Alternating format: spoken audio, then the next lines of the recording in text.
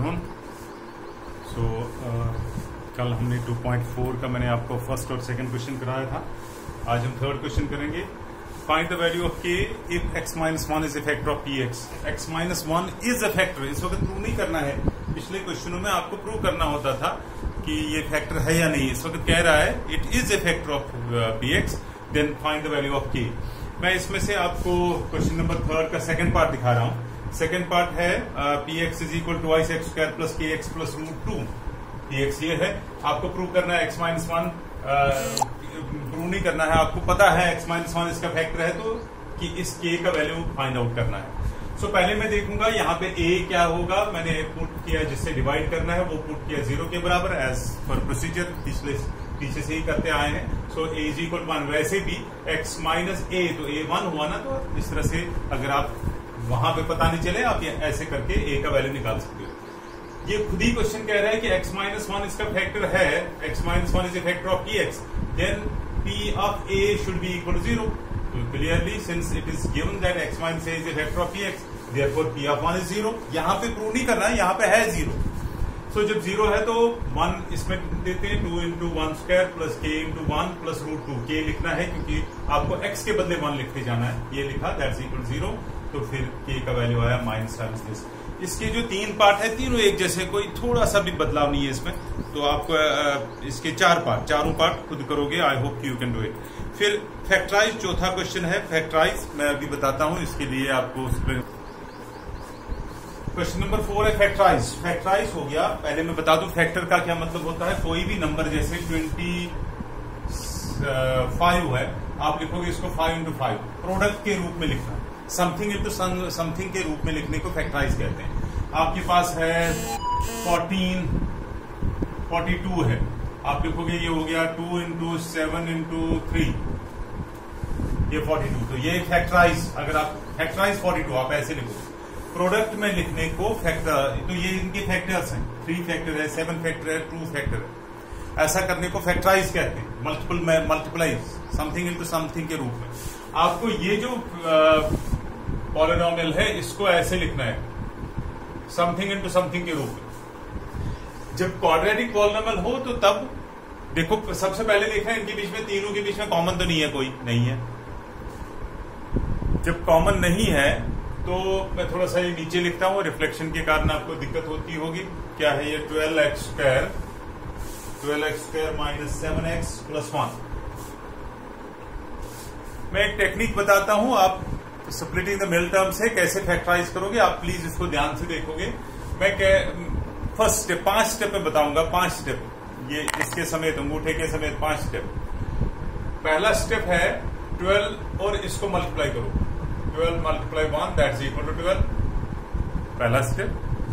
ये मैं लाइन इधर दूंगा, इन्हीं दो की साइनों को मल्टीप्लाई करो। ये भी प्लस है, ये भी प्लस है, तो प्लस लिखो नीचे। बीच वाला बिना साइन के लिखो, इसका कोफिशिएंट सिर्फ x नहीं लिखना है। इसका कोफिशिएंट 7 है, तो बिना साइन के माइनस माइनस नहीं लिखना, पूरे का पूरा जो है। फिर अपने आप से 2 क्वेश्चन पूछने हैं। आप मन में सोचना है मुझे ऐसे 2 नंबर चाहिए जिनको मल्टीप्लाई करके ये और ये करके ये आ जाए, मतलब मल्टीप्लाई करके 12 और प्लस करके 7 आ जाए। सपोज मैं थोड़ा सा चेंज करके एक और क्वेश्चन बनाता हूं यहाँ पे खुद से, या बुक से देखता हूं अगर कोई ऐसा पार्ट हो। नहीं, इसमें ऐसा नहीं है, मैं खुद ही बनाऊंगा। 2x square plus 5x minus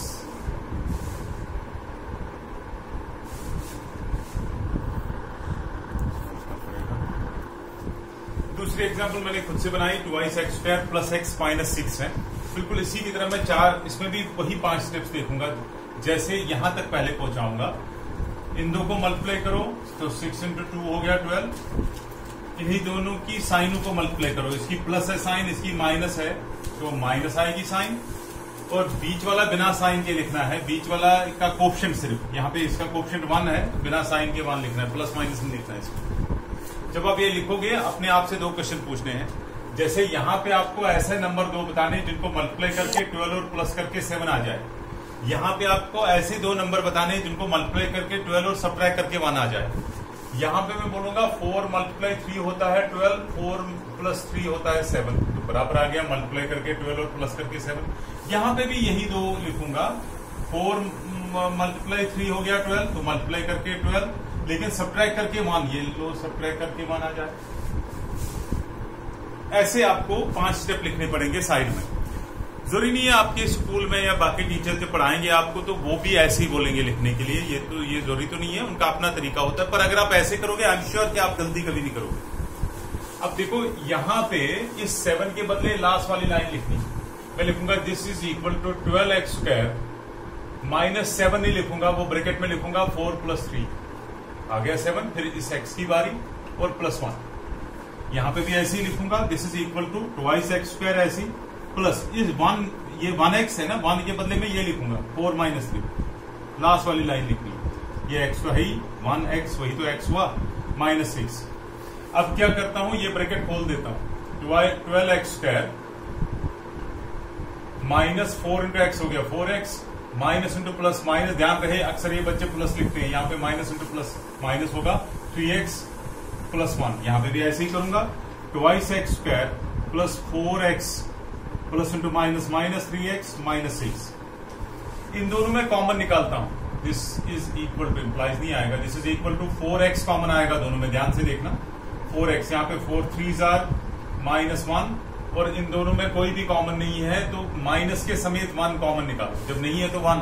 8वीं 7वीं में आपने सीखा है, जब 1 कॉमन निकाला तो, क्योंकि आपने माइनस भी कॉमन निकाला अंदर साइन चेंज होगी, ये माइनस 3x बनेगा प्लस 3x, और ये प्लस 1 माइनस 1 बनता है, इसका ध्यान रखोगे। अक्सर बच्चे यहाँ पे भी गलती करते हैं, नेगेटिव निकाला ना बाहर, यहाँ पे पॉजिटिव ही रखते हैं, वो नहीं, क्योंकि माइनस माइनस फिर से प्लस आएगा। वैसे ही यहाँ पे कॉमन निकालोगे 2x यहाँ पे कॉमन आएगा, ब्रैकेट में रहेगा x प्लस 2 माइनस 36 ये 3x, इन दोनों में माइनस 3 कॉमन निकलेगा, यहाँ पे x माइनस के बदले माइनस बाहर निकला तो plus, minus into plus minus होना चाहिए, 3 2 6। याद रखो आपने माइनस कॉमन निकाला, इन दोनों की साइन चेंज होगी। अब देखो ये और ये अगर आपका इक्वल आ गया तो इसका मतलब आप क्वेश्चन ठीक कर रहे हो। ये जानबूझ के इक्वल नहीं लाना, ये खुद ही आना चाहिए, और अगर आप ये इक्वल नहीं आ रहा है तो कहीं आपने गलती की है, आपको रिजेक्ट करना पड़ेगा। अभी देखो 3x minus 1 3x minus 1 common आ गया, ये दो टर्म्स है, एक टर्म ये है, एक टर्म क्योंकि बीच में माइनस है इन्हीं दो के बीच में, तो इनमें ये कॉमन है, तो मैं ये कॉमन चीज फिर से रखता हूं। यहां पे बचा खाली 4x और यहां पे बचा माइनस 1, ये हो गया फैक्टराइज। तो दिस इंटू दिस अगर आप करोगे आंसर ये आएगा, हो गया ना ये फैक्टराइज। वैसे ही आप इधर भी कर लोगे, x प्लस 2 कॉमन निकालोगे, यहां पे बचेगा 2x और यहां पे बचेगा 3 आ गया, दिस इंटू दिस अगर आप करोगे ये आएगा, तो ये हो गया ये फैक्टराइज। मल्टीप्लाई के रूप में लिखने को फैक्टराइज करते हैं। मुझे लगता है तुम्हें आप लोगों को समझ में आया होगा कि मैं रिपीट करूंगा लास्ट बारी, आपको पहले इन दो को मल्टीप्लाई करके यहां पे लिखना है, इन्हीं दोनों की साइनों को मल्टीप्लाई करना है, प्लस यहाँ पे भी प्लस इंटू प्लस प्लस, अगर यहाँ पे माइनस होता माइनस, इधर भी माइनस माइनस माइनस प्लस लिखते, जो भी होता। इस कोएफिशिएंट, इसके कोएफिशिएंट को बिना साइन के लिखना है, प्लस माइनस कुछ नहीं, खाली नंबर लिखना है। फिर अपने आप से 2 क्वेश्चन पूछने हैं, ऐसे 2 नंबर चुनने हैं आपको मन में सोच के कि जिनका मल्टीप्लाई करके 12 और यहाँ पे जो साइन होगी, अगर प्लस होगी तो प्लस करके 7, माइनस होती तो माइनस करके 7, जैसे यहाँ पे मल्टीप्लाई करके 12 और क्योंकि यहाँ पे साइन माइनस आ रही तो माइनस करके 1 आना चाहिए, तो नंबर आपके सामने, फिर ऐसे करते जाना है। एक क्वेश्चन में इसका और दिखाऊंगा, तो दिस फिर आप बाकी क्वेश्चंस खुद करोगे। तो अगला क्वेश्चन है थर्ड पार्ट इसी क्वेश्चन का है, 4x square plus 6x minus 5। ये आप दिखाओगे क्वेश्चन में करके, मैं जो चेक करूंगा क्वेश्चन उसमें ये लिखा होना चाहिए आपने, क्योंकि ये आदत रहेगी, फिर काम आसान होगा।